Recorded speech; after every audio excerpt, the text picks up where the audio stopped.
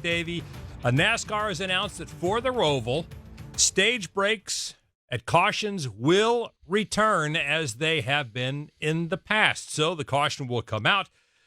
I guess this means that the folks who wanted longer races have won. What's this going to do to the program, do you think? Well, it's going to make the races a little bit longer, or longer than we were accustomed to seeing the past couple times, I guess. I'm kind of torn on this, guys. I don't know if it's going to help the racing necessarily. Sure, it's going to bunch the field up and we'll have at least 2 guaranteed restarts. And given that restarts are chaotic, we'll probably have cars get damaged, and that'll probably lead to more restarts and more carnage and more chaos. So maybe we'll get what we want in that respect. But I didn't hate the natural races playing out. I didn't hate a race under 2 hours. I didn't hate a race that was 2 hours and 15 minutes for a change. I didn't hate that the best car at those 2 races won going away. You know, we're not going to see a barn burner every single time we race. And I think that this kind of issue is two-pronged, right? I don't think that the lack of stage breaks is the issue with the product on road courses. I think we can all agree that the car has some issue and is attributing to this. But I think that, you know, bringing them back, it's not a bad thing. I don't think it was the end-all, be-all answer. But I think that it will fix some issues in the short term. I do, however, feel like this is kind of putting a Band-Aid on a big wound. You know what I mean? You got to fix the bigger issue at hand. And I'm sure that NASCAR is working diligently and really hard at that. But I think for the time being, and I totally understand Elton Sawyer's reasoning behind this as well, they want to officiate the playoffs the same way all 10 races through and through. And to not have stage breaks at one race out of the other 10, or the other 9, I should say, kind of throws everything for a loop. So I see their perspective and I understand why they're doing it. I guess I'm okay with it. Maybe get back to me after the ROVAL and I'll let you know if we're still racing after 4 hours or so, or if the restarts lend itself to good racing. So I guess I'm okay with it. How are you coming down on it, Adam?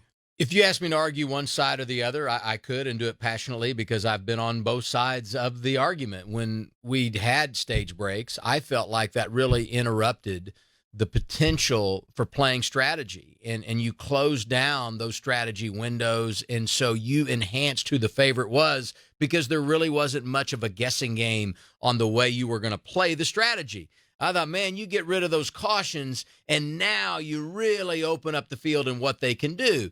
I was wrong. It really didn't play out that way.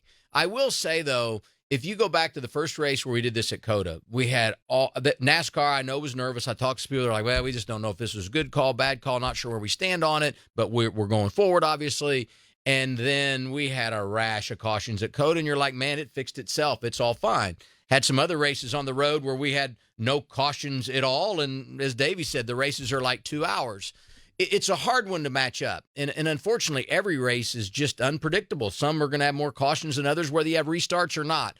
I do, though, like the reset and having a pause point at the end of each stage and allowing everyone to regroup, however that affects the strategy, let it play out.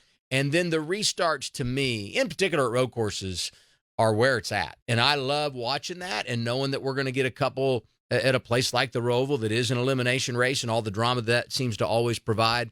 I'm kind of excited to have the cautions back. So I didn't want them. Now they're back, and I like them. So I guess I'm just a bit of a mess on the subject. Well, I think to Adam's point, Davey, I think that he's right. I think what NASCAR was looking for was to bring back some of the strategy, you know, kind of plan the races backwards, and that didn't play out like we thought it was going to. Plus, I think maybe, you know, this car is more built for road courses than any car NASCAR has ever run. So that's maybe is why we're not seeing the natural cautions that we would have seen in the past. My question is, how do you answer the complaint that when you throw the caution, how are we going to avoid it from being, you know, 4 laps and take 8 to 10 minutes off the clock to do that and spend 10% of the race under caution for these 2 periods?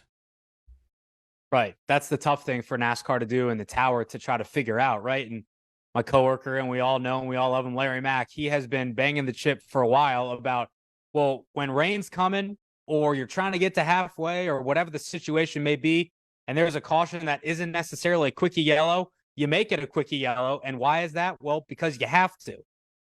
Why can't they do that normally? That's Larry Mack's argument. And to be honest, I kind of see his point. I agree with him. Now, look, not every caution is built the same, but if you have a caution for a stage break, there's not anything to clean up, right? There's no debris to get off the racetrack. There's nothing to take care of as it pertains to cleaning up the racing surface to make sure things are safe, ready to rip, rock, and roll again. So I think you could definitely speed things up. Now, from a television and a radio perspective, as we know, you got to bang out your spot blocks too. So that's definitely a consideration for broadcast partners. But at the same time, I think that we're all in agreement, and NASCAR probably would be too, that there are some things to clean up as it pertains to the length of cautions on road courses. Now, not all road courses are built equal either.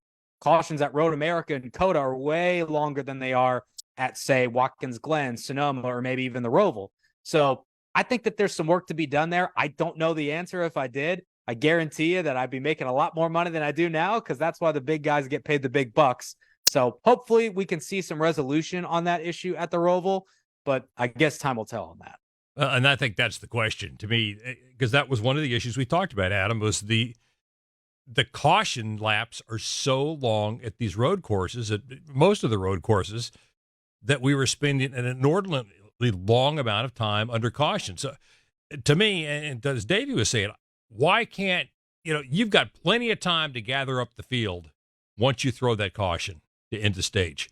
So why can't you open pit road that first time?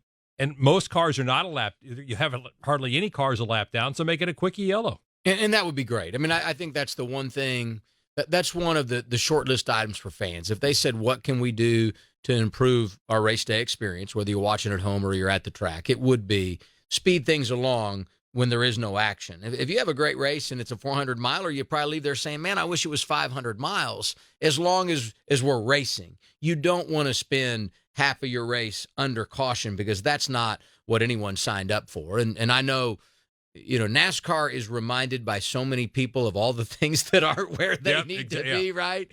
Whether they are out of bounds or not, NASCAR gets the memo, and I'm sure they're doing all the things they can, especially with this ruling, to keep under consideration, how do we make sure that when we hit the caution, we can speed up the process?